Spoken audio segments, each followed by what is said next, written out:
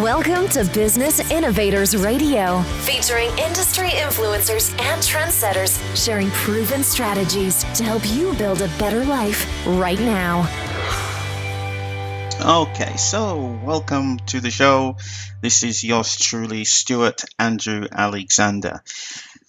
Just the other day, I was reading an article in Forbes which was titled, Why We No Longer Rely on Schools and Companies for Professional and Personal Development. They said that by the time you graduate with a 4-year college degree, most of the information you will learn will be outdated and perhaps obsolete. Now think about that for a moment. What was even more interesting is how they went on to say how companies value, now listen to this, a person's ability to learn new things much more than they value job experience or a fancy college degree. So, with that said, are you open to consistent personal and professional development? Well, you should be, especially if you're a female entrepreneur aspiring to be the best you can be. Well, my guest today has some fascinating insights to encourage, uplift, and to wake you up to your gifts and talents, and to let you know you are special and designed to achieve greatness. She's a business growth strategist, speaker, certified life coach, and author of the book, Growing into Your Greatness, designed to encourage, uplift, and inspire. So please join me in welcoming her with open arms to the show, Tina Greer. Welcome to the show, Tina. Oh, thank you so much. I really appreciate this opportunity. You are so welcome, Tina. So let's just jump straight in, Tina, and let's refer back to that article in Forbes that I mentioned before, which said companies value the ability to learn new things much more than they value job experience or fancy college degrees. Now, when you think about that, Tina, and when you think about the women entrepreneurs you work with who are aspiring to be the best that they can be, this may create an interesting challenge. So if that's the case, how can they adapt and stay relevant in a world where things are constantly and rapidly changing? Wow, that's a great question, and that's definitely a challenge that a lot of entrepreneurs come and face, especially being a woman entrepreneur. I would say the first thing they have to do before they even get started and really going into their business is having a proper mindset, a mindset for success in business. They have to be open to change. With the industry as it is, with the economy and all the what's going on in the environment, especially the political environment, they have to be able to adapt to changes that's going on and also adapt to the trends, depending upon whatever industry they're in. But they have to have a successful mindset and be open to explore new opportunities, be open to maybe change some things that they've done in the past that was successful for them. But now, because of the current industry and the current trends that are out there today, they have to tweak things. So being open and having a mindset to be able to explore new ideas, new concepts, even bring in collaborators, strategic partners in order to achieve the goals that they have set for themselves. A lot of people become stagnated when they are just starting out in business because they feel like they've tried certain things and it didn't work for them and they give up. But I truly believe that if you have a mindset of thinking outside the box, and thinking of ways of how can I enhance what I'm currently doing, what do I need to do in order to stay relevant in today's society and in today's economy, that will position yourself to be more successful in your business ventures. Excellent. Thank you for going so deeply into that, Tina. That's some great information. So let me ask you this then, Tina. Before we start talking about growing into your greatness, how important is feeling worthy of yourself for female entrepreneurs wanting to be the best that they can be? Can you just expand on that a little bit for us, please? Sure, exactly. Feeling worthy of yourself, it's really talking about the valuation that you put on yourself and on the gifts and talents that you have. Sometimes as women entrepreneurs, we are seen, or we're out of the limelight and we're in the background, so to speak. But we also put labels on each other. We put certain valuations on each other that may not be the best that we can do. But you have to be able to know that it starts with confidence. First, you have to have that confidence. Confidence that you know that you can achieve your dreams and goals that you've set for yourself. Confident to know that whatever you bring to the table, the products, the services, the expertise that you have, that there is someone out there that's looking for you. So you have to have those type of you have to believe and think about those type of things in order to be successful, and know that what you bring to the table, that it's of value. And it is someone that could benefit from what you say, what you do, what you share. So until we get to the point where we value ourselves and know that we are worthy of the success that's out there, we are worthy of getting new clients, of enhancing our clients' products, enhancing our products and services, and also truly believing that we are important enough to be able to do and provide that service just like anyone else, then that's when we get to the point where we know that we are worthy of being in the space that we are, and also being worthy to receive even more overflow, more success in business. Tina, why do I get the feeling that you're not only speaking from a professional perspective, but also from your own personal experience in that answer? Because it's because I face it every single day. You're right. I face it every single day. Being a and when I speak, I try to be very transparent because I face it, and also I feel that I'm not alone. Mm-hmm. And it's a struggle at times as a woman entrepreneur to really put the value that you really deserve, even in your pricing. To be able to set that because of your background, especially with me coming from corporate America, having my master's degree, working with other 6- and 7-figure income earners, but they're no different than myself. Right. But I have to have the mindset to believe that what I bring to the table is just as important as they bring to the table, so I can sit at the same table that they're sitting at and be able to conduct business and negotiate contracts and things of that nature, whatever I need to do in order to achieve my particular goals and dreams. Right. So as women entrepreneurs, we have to be able to know that we can sit at the same table as anyone else, and that we are worthy, and we have to know that our value is important. Excellent, excellent. Now, we've spoken before, Tina, and I know that you feel it's very important for the women entrepreneurs who you work with, who, in spite of being the light of the party, they know that they're the light of the party. They're out there, they're making things happen, they're connecting the dots, they're making an impact within their community, even on a national scale, even on a global scale. However, they feel like they are still, in spite of all of that, the only one in the room. And you talk about how they should look inside of themselves to see what's blocking them or what's preventing their happiness. Can you, for us, just go a little bit deeper into this topic so that the listeners can understand a little bit more about that? Thank you. Sure. In order to be successful in business and also have the proper mindset, I feel that when I state that we're only, sometimes we feel like we're the only person in the room. Or if we get in our quiet space and feel like, oh, wow, can I really do this? Can I really achieve what I want to do? What sets in is fear. Right. Fear. Fear of achieving, fear of achieving greatness, fear of failure, fear of, if I step out and do this, will I be successful?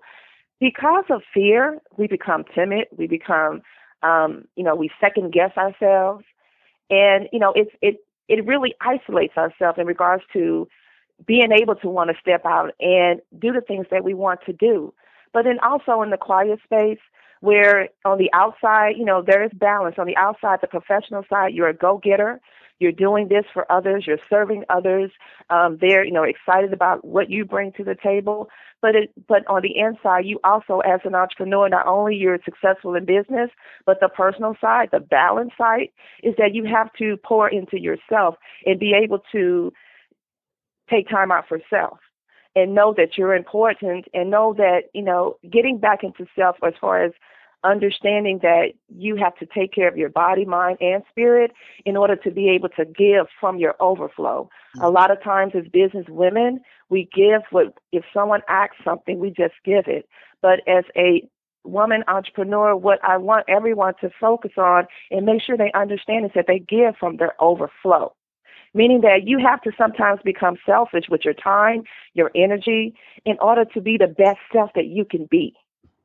So that is so important to me. I love what you just shared in that very last sentence, because it always reminds me of, when you get on a flight and the flight attendants are doing the safety procedures where they're Mm-hmm. showing you the exit, etc. And Mm-hmm. one of the things which always fascinates me every single time is when they say, in the event of the cabin depressurizing, filling with smoke, whatever the case may be, the masks will come down, and if you are a mother and you have an infant, to place the mask on yourself first, right? Mm-hmm. Now, Yes. that for me goes against every single motherly instinct, because a mother would want to protect the child first and make sure the child's alive and well and place the oxygen mask on the baby, would she not?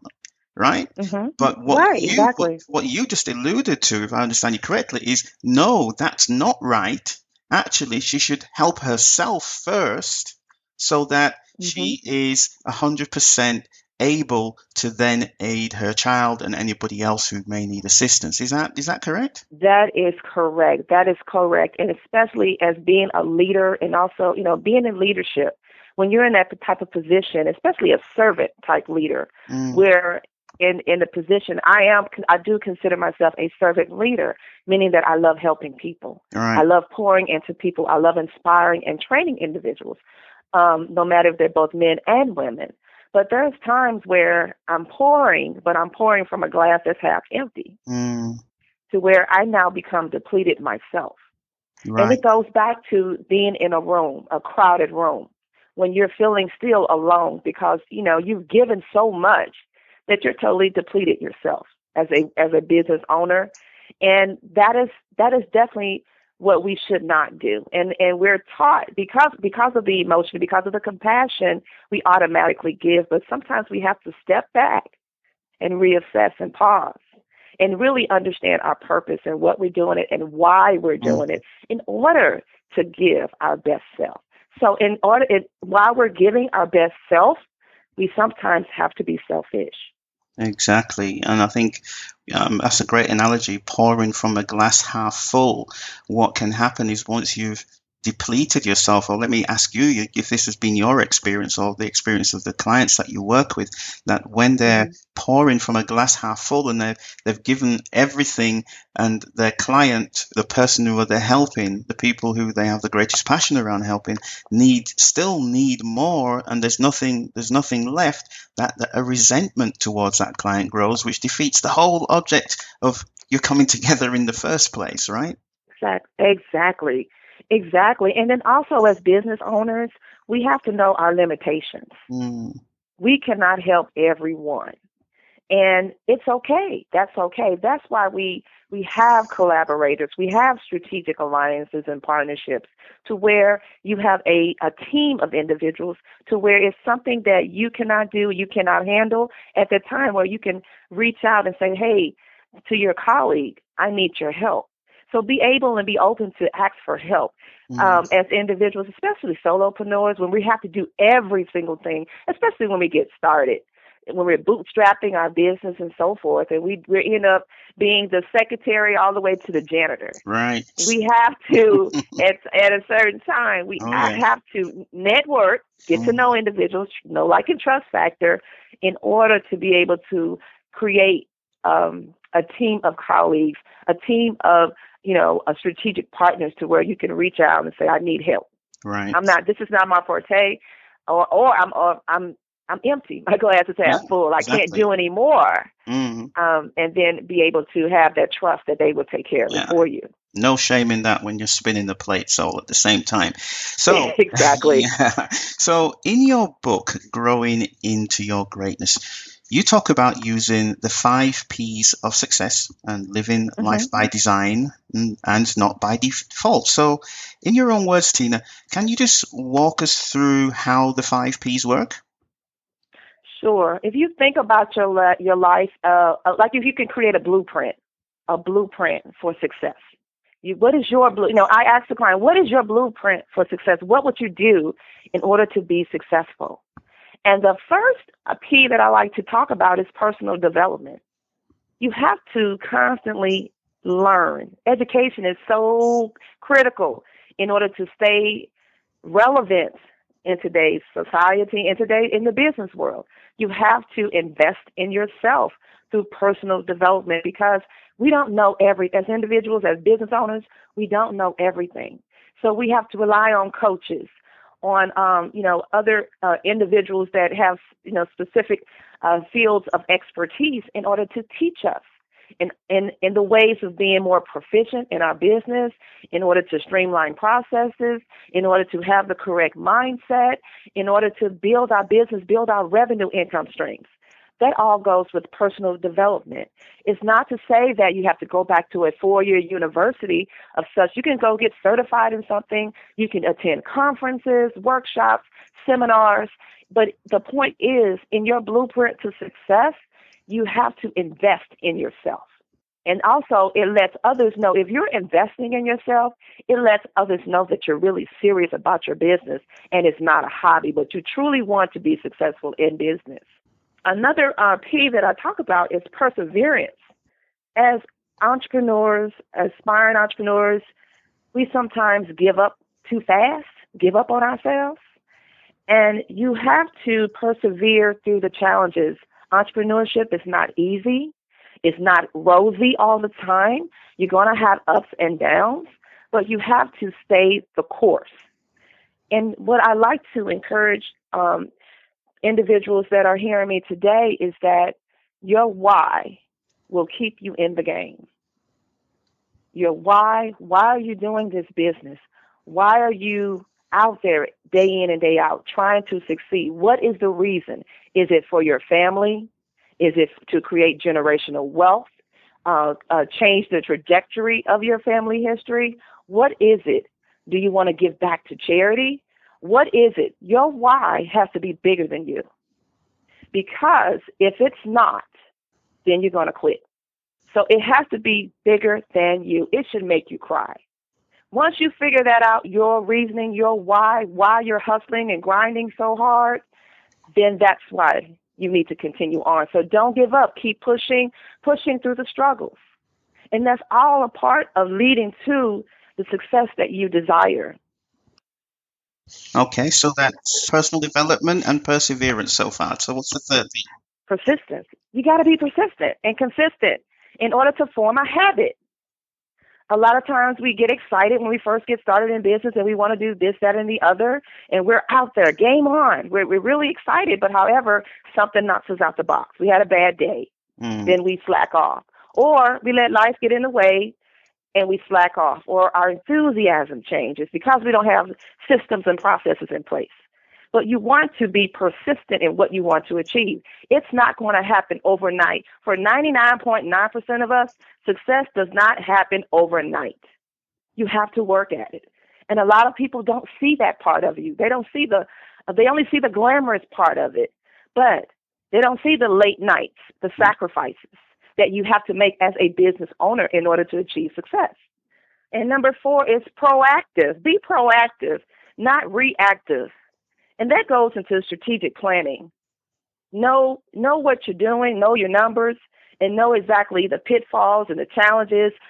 Study your competition, study the industry, and be proactive and not reactive to a situation.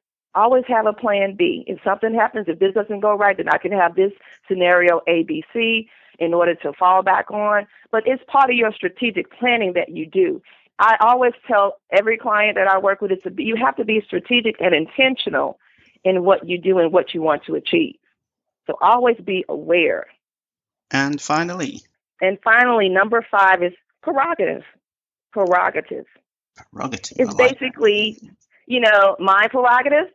Have the belief in yourself that you can achieve anything you set your mind to. You're confident and you can succeed in whatever you choose to do. And have that be your prerogative, because I'm going to do this. I'm going to make it happen. I'm going to be successful. But again, you have to create that blueprint for success. So those are my 5 P's in order to create the life that you want to live. Live by design and not by default. Wow, that's a very powerful formula. Those 5 P's: personal development, perseverance, persistence, proactiveness as opposed to being reactive, and then prerogative. You had me singing a Bobby Brown song in the back of my head when you said that. It's my Exactly. prerogative. Anyway. There you go. I can do what I want to do, right? There you I go. can do what I want to do. So listen, moving on then, Tina. Let's talk about some of the unknown pitfalls that you've come across in the years that you've been out there working with women entrepreneurs. What are some of the unknown pitfalls? Name me one or two that you know of that prevent them from being the best that they can be. Unknown pitfalls, I would say, one and most particular is goals. Setting some just short-term goals, long-term goals, and strategy. Those are some major pitfalls. I find that, especially aspiring entrepreneurs, they get excited and they they spend a lot of money. So a lot of money is spent in the forefront. Their cash flow is depleted because they're at places and events where they should not be, where their target audience does not reside. So they spend a lot of money up front, get frustrated, and then want to quit. Right. So that is a major pitfall. And also a major pitfall I find a lot of women entrepreneurs that I work with don't understand what all the resources and skills and expertise they truly have in regards to their business and how they can diversify their portfolio and create additional streams of income within that main product or service that they actually have. So they're leaving money on the table. So that is definitely a major pitfall in which I actually have, a seminar in which I teach about multiple streams of income because I am a firm believer in multiple streams of income. Well, let's talk about that, Tina. Let's talk about that point of multiple streams of income. And I'd just like you to think about just one of the clients that you've worked with in the past. Now, obviously, keeping client confidentiality in mind, don't name any names or companies, but could you just give us an example of somebody who you've helped to make that transformation?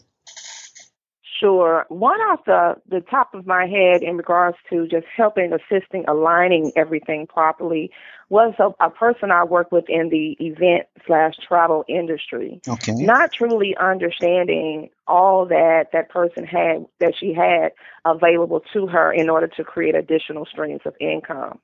There were times I'm an advocate of individuals in writing their first book. That's one of the programs that I offer, that was a way to create an additional stream of income just by doing that. And also taking the expertise that she has from using the book as a caveat in order to get into the coaching arena, in order to be able to consult with other individuals.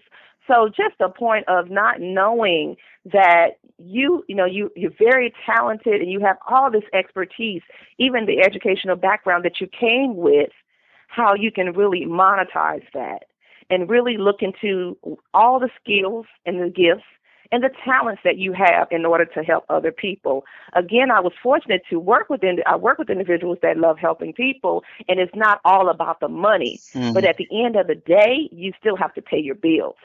So you really have to, again, think outside the box and say, what can I really do that people need? Be a solutions provider. Listen to people, understand their problems, and be a solution provider to where you can design a product or service that will solve that particular problem that your clients and potential clients have. And preferably a problem that has a high ticket price to it, so that it makes sense when you're asking for higher fees. It makes sense to the person who you're helping, right? Exactly. And I also talk about, I think one of the important things is I have your price structure, your high, medium, and low. You have your base price, your medium range product or service, and then your higher end clients. So, but you have to know how to price correctly based on industry standards, based on the competition of what they're doing and so forth, in order to make sure that you're in alignment, but also differentiate yourself. A lot of people, I tell them all the time, you have to brand yourself. Brand you. I do not, it doesn't matter what company you're independent rep of. It doesn't matter, or if you're just a regular brick and mortar business owner. But you have to differentiate yourself. You have to brand you as an individual. Why should someone buy from you? A lot of clients I work with, especially in my mastermind groups, they so associate with being a representative of company X.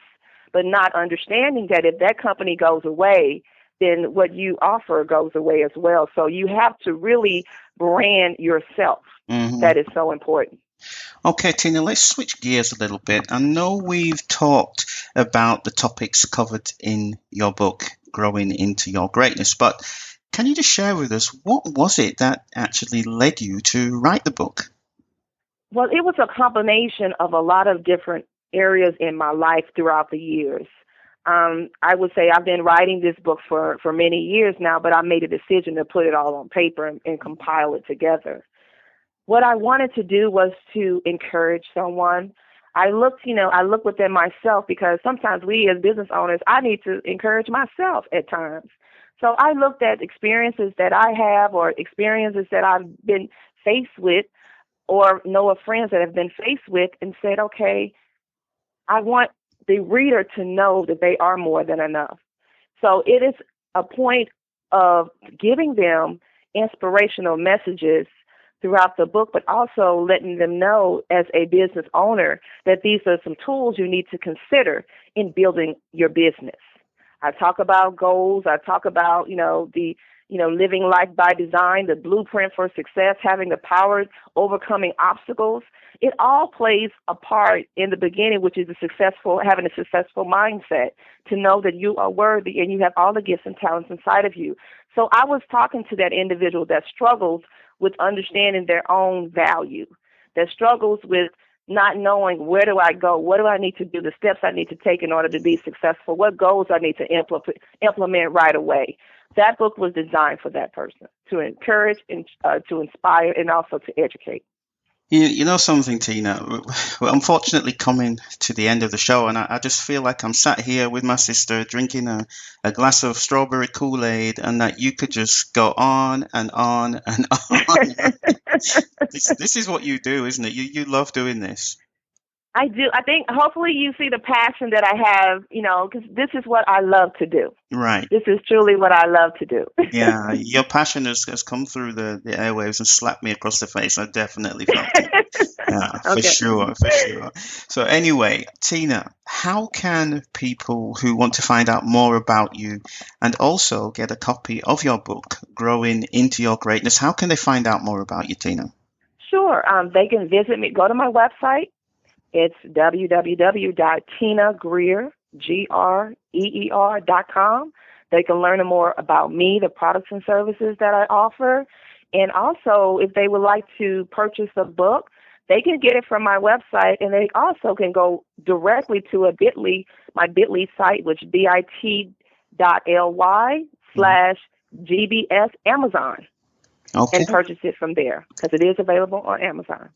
Excellent. So, Tina, do you feel there's anything else that you would like to share? Maybe a question that I haven't asked that may help women entrepreneurs who are aspiring to be the best that they can be. Is there anything else that you want to add before we leave?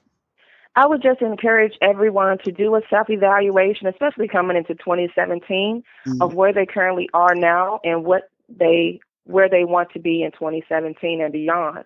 And really take a hard look at and say, am I being the best person that I can be at this moment?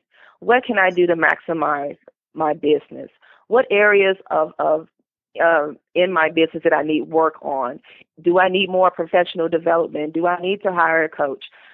Do I need to study, more in my industry trends and so forth? What is it that I have my hands on now that I can enhance in order to grow into my greatness?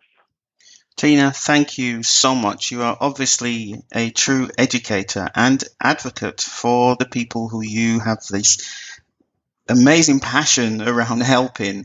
It was great talking to you. So for everybody else out there, especially if you're a female entrepreneur and you're wanting to, or you are aspiring to be the best that you can be, then you certainly need to check out Tina's book. It's called Growing into Your Greatness.